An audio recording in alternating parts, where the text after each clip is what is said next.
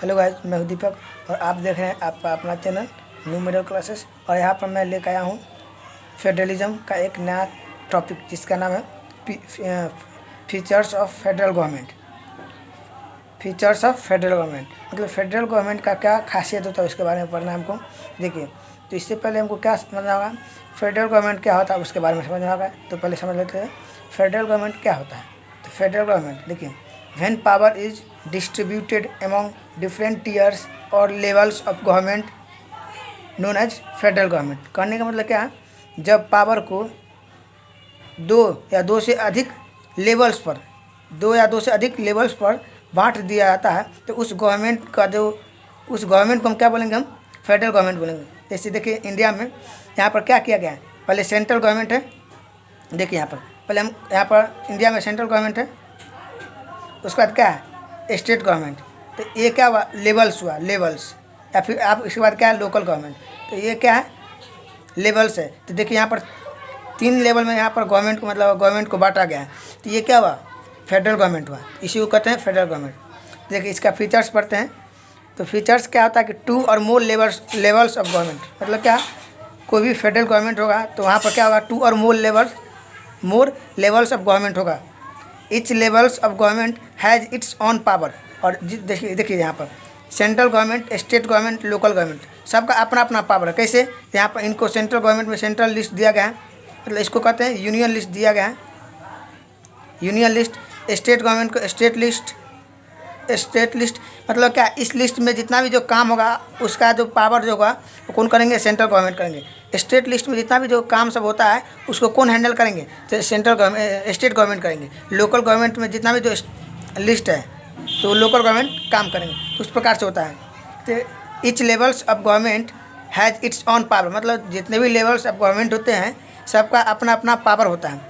उसके बाद क्या, each levels of government can govern the same citizen. जैसे मान लीजिए हम बिहार में रहते हैं तो हम इंडिया मतलब जो इंडियन गवर्नमेंट है उससे भी हम गवर्न किए जाते हैं, और बिहार के गवर्नमेंट से भी हम गवर्न किए जाते हैं, और लोकल गवर्नमेंट से भी हम गवर्न किए जाते हैं। तो यहाँ पर क्या, जितने भी लेवल्स ऑफ गवर्नमेंट है सब क्या करते हैं, एक आदमी पर शासन कर सकते हैं, ऐसा है। Each levels of government can govern the same citizen and having on jurisdictional area. लेकिन सबका अपना अपना जुरिडिक्शनल एरिया होता है। जैसे मानिए बिहार है तो बिहार गवर्नमेंट क्या होगा कि बिहार भर में अपना रूल रेगुलेशन लाएंगे या फिर कानून बैठाएंगे, फिर कानून कहीं पर लाएंगे। तो बिहार भर में जैसे मान लेते हैं यूपी गवर्नमेंट है तो यूपी गवर्नमेंट सिर्फ यूपी भर में ही क्या करेंगे, कानून को लाएंगे। मतलब यूपी भर में ही उनका पावर है, उससे बाहर नहीं है। तो ये होता है क्या, जुरिडिक्शनल एरिया। तो प्रत्येक लेवल्स ऑफ गवर्नमेंट के पास क्या होता है, अपना अपना जुरिडिक्शनल एरियाज होता है। देखिए, any constitutional provision needed to be pass through the both levels of government. करने का मतलब कोई भी कानून मतलब संविधान से जुड़ा हुआ कोई भी प्रोविज़न उसको बोथ लेवल्स ऑफ गवर्नमेंट के द्वारा पास किया जाएगा। मतलब क्या, स्टेट गवर्नमेंट भी उसको राजी करना होगा और सेंट्रल गवर्नमेंट भी उस पर राजी करना होगा। यदि नहीं करेगा तो यह जो प्रोविज़न है कॉन्स्टिट्यूशनल प्रोविज़न यह लागू नहीं होगा। उसके बाद नेक्स्ट है, supreme court have power to interpret the constitution. मतलब क्या, सुप्रीम कोर्ट के पास पावर है कि वह संविधान में हस्तक्षेप कर सकता है। मतलब क्या, टांग अड़ा सकता है। उनको लगता है, सुप्रीम कोर्ट को लगता है कि संविधान में कुछ पॉइंट्स मतलब कुछ नीति या फिर कुछ जो पॉलिसी है गलत है तो उसको हटा दिया जाएगा। सुप्रीम कोर्ट अपने हिसाब से वहाँ पर चेंजिंग करेगा। तो सुप्रीम कोर्ट के पास क्या है, पावर है कि वह संविधान में हस्तक्षेप कर सकता है। And resolve conflicted among the people. और भी इसका फंक्शन होता है कि देखिए, यदि कोई भी पीपल के बीच में या फिर कोई भी गवर्नमेंट के बीच में यदि विवाद हो जाता है तो उनको कौन सॉल्व करता है, सुप्रीम कोर्ट सॉल्व करता है। देखिए उसके बाद क्या है, sources of revenue of each levels of government clearly specify in the constitution. करने का मतलब क्या है, देखिए central government, state government, local government जितने भी लेवल्स ऑफ गवर्नमेंट है सब लेवल्स ऑफ गवर्नमेंट में क्या है कि अपना अपना कमाने का अलग अलग तरीका है। मतलब अलग अलग सेक्टर से कमाते हैं। जैसे मानिए सबको क्लियरली स्पेसिफाई किया गया संविधान में। जैसे मान लीजिए सेंट्रल गवर्नमेंट बोल दिया कि तुम इस सेक्टर से इस सेक्टर में जितना भी काम आता है, सेंट्रल गवर्नमेंट बोल दिया कि देखिए मान लीजिए इस सेक्टर में इतने भर सेक्टर में आपको जितना भी काम आता है तो सेंट्रल गवर्नमेंट यहाँ पर इस सेक्टर से पैसा अर्न करेगा और बांट दिया गया है। मतलब बांट दिया गया है इस सेक्टर में स्टेट लेवल का मतलब स्टेट गवर्नमेंट का पावर है, तो इस स्टेट वन में ही क्या करेगा, वह अपना रेवेन्यू को जनरेट करेगा। मतलब सेंट्रल गवर्नमेंट से पूरे सेंट्रल वन में रेवेन्यू को जनरेट करेगा, स्टेट गवर्नमेंट पूरे स्टेट भर में रेवेन्यू को जनरेट करेगा, लेकिन सबका अलग अलग है। सबको संविधान में लिखा गया ताकि फ्यूचर में झगड़ा ना हो सके। इसके लिए देखिए, federal government has dual objective. मतलब क्या, जितने भी फेडरल गवर्नमेंट होते हैं उनका दो मेन मोटिव होता है। पहला क्या होता है कि to safeguard and promote unity among the citizen.